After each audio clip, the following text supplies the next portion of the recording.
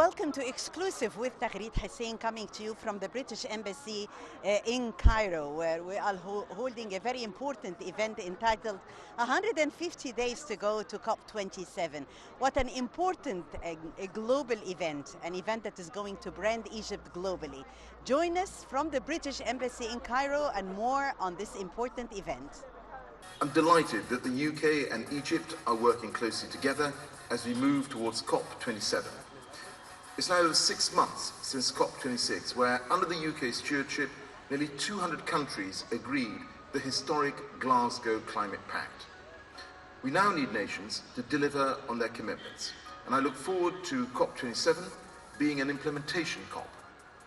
World leaders spoke with passion on tackling climate change last November in Glasgow. In Sharm el-Sheikh, the world will be watching to see if leaders deliver on their promises.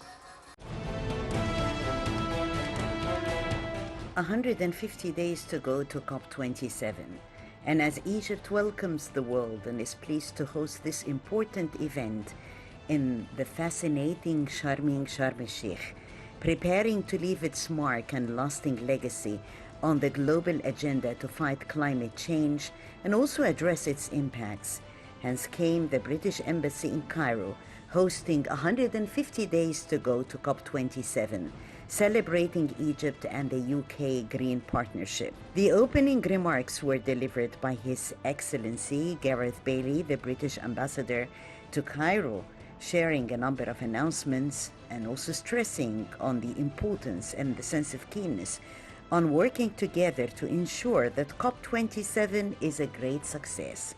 Climate change above everything. There is nothing more important. It is an existential challenge, and therefore it makes me really proud tonight that we are celebrating the big ticking clock of 150 days until COP27 in Sharm el-Sheikh. We had COP26 in Glasgow. We know how tough this challenge is. We know how demanding it can be, but we are confident that our Egyptian friends will make this a massive success. And by doing so, they will deliver what they have promised, which is an implementation COP. That is a COP that is no longer talking about promises, but talking about delivery, talking about outcomes, making that 1.5 degrees alive a reality. And I salute this government, and I salute you, ministers, because of what you have produced by way of your National Climate Change Strategy 2050. That was a fantastic achievement. And I want to salute also the way Egypt thinks, not just in terms of keeping the 1.5 alive, but also about how Egypt can be a green superpower, by which I mean a country which is making the most of solar, of wind, of green hydrogen, and every sort of technology that can make this country really prosperous in the modern age. So, welcome to you, ministers. Welcome to you all, ladies and gentlemen. We have amazing people here tonight from all over Egypt, from all walks of life, particularly young people, the generations of the future, particularly people who will take forward the flame.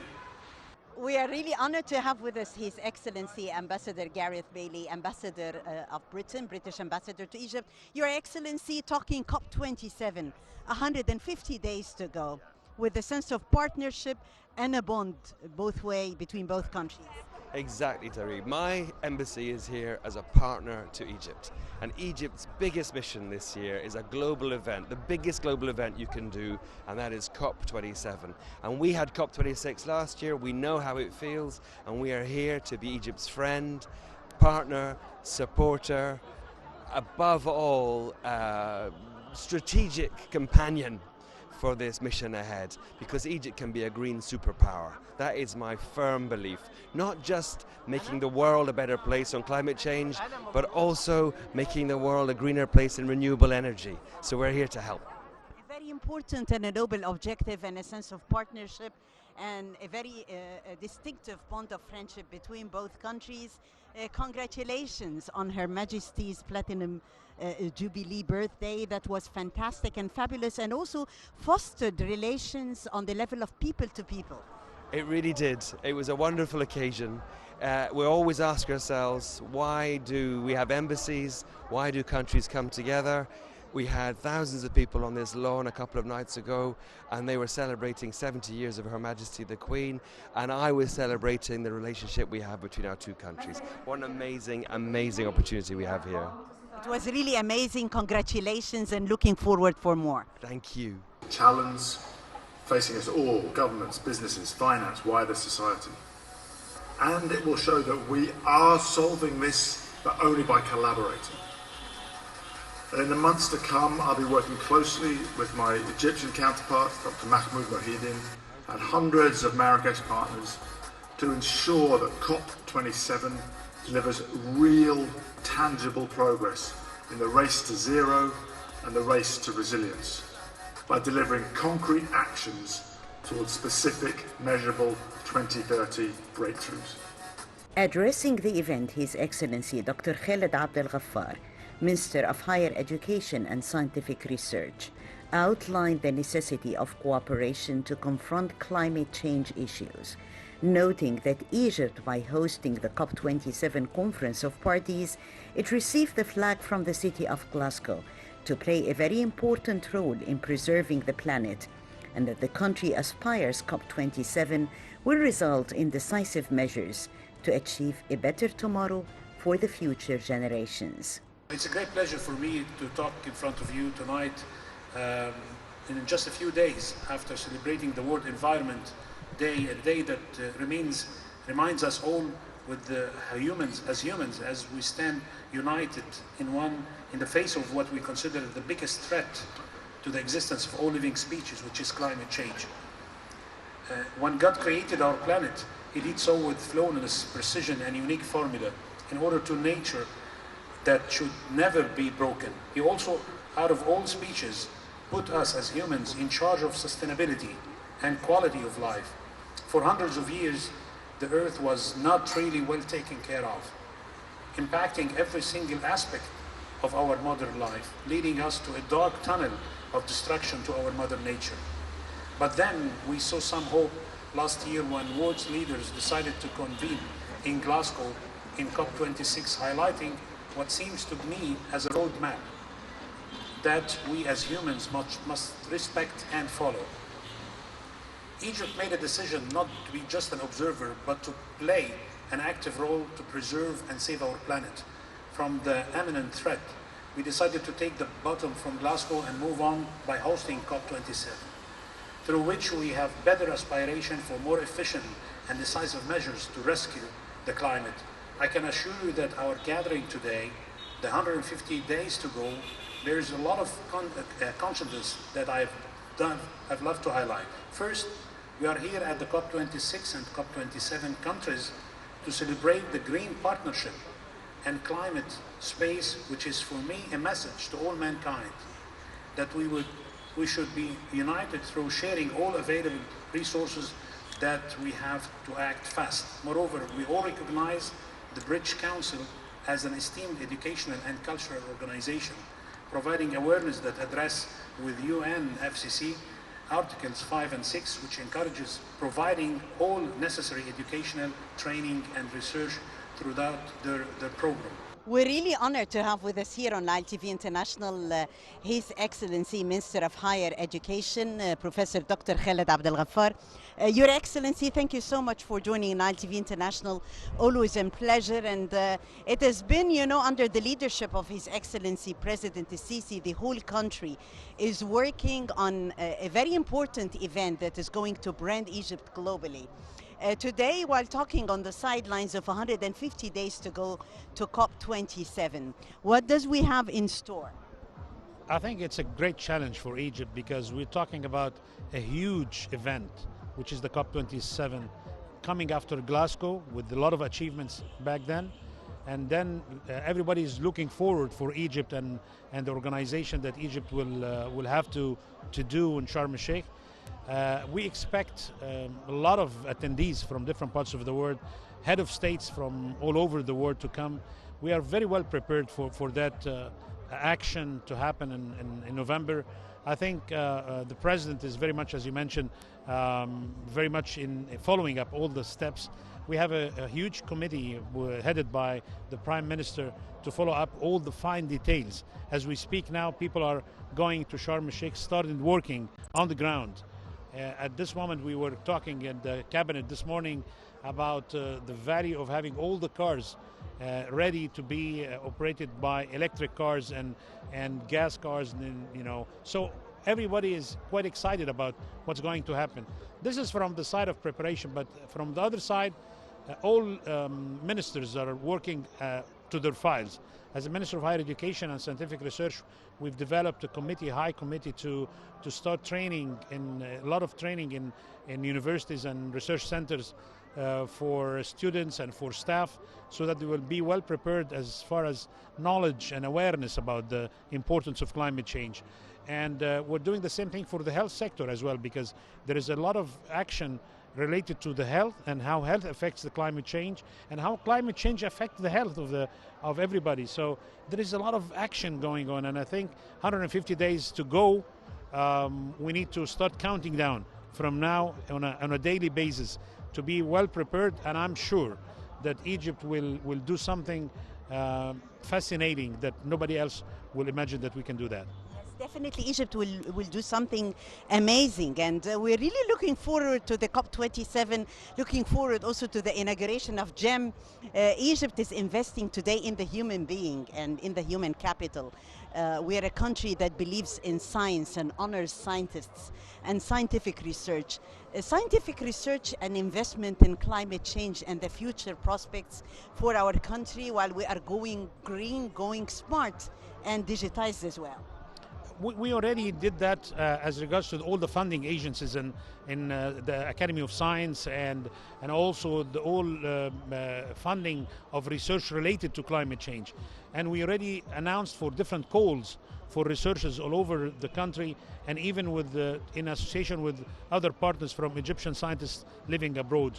And I believe that this will encourage a lot of science, a lot of data to be collected within the next few months in order to be presented in a good way. So it's all about science and research that is needed for the success of that type of meeting. So I believe we are all ready for that event in a way. Everybody's working hard in order to achieve quite goals to be presented during the meeting in November, basically. Now is the time to save the world's oceans and coral reefs. I wish Egypt the very best with hosting COP27 in Sharm el-Sheikh. On her behalf, Dr. Yasmin Fuad, Minister of Environment, thanked Ambassador Bailey and colleagues from the UK for their support and said that COP27 will be a COP for implementation and action on the ground. How we're going there, or why we're going for the humans. So that's a human-centered COP.